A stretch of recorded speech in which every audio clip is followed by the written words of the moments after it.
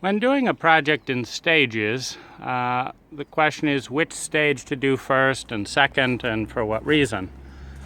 In this area here, we've decided as stage 1 to control thistles and blackberries, but not to plant it. Instead, given the client's interest in wildflowers, we're going to curtail costs in stage 1 by turning a $7,000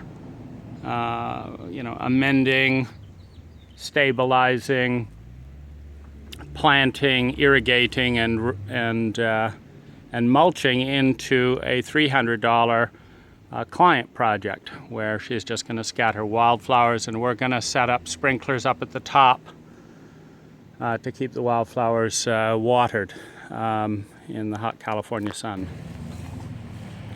So we've just unloaded the plants, and this is where the second stage of design comes in. So the first is plant selection and square footage, but then when it comes to actually laying out the plants, the client has the best feel for the actual look, and so do I as the designer, to actually tweak and review things as we lay them out.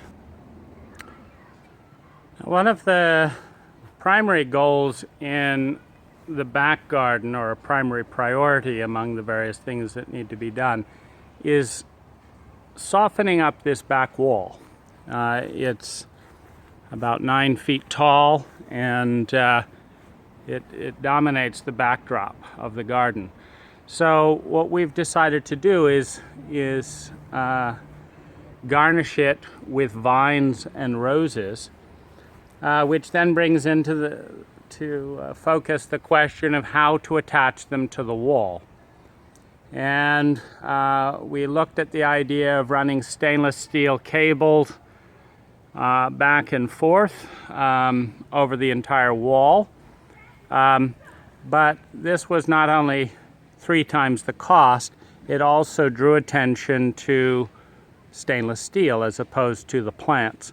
So what we decided to do was put 50 eyes, which is a little round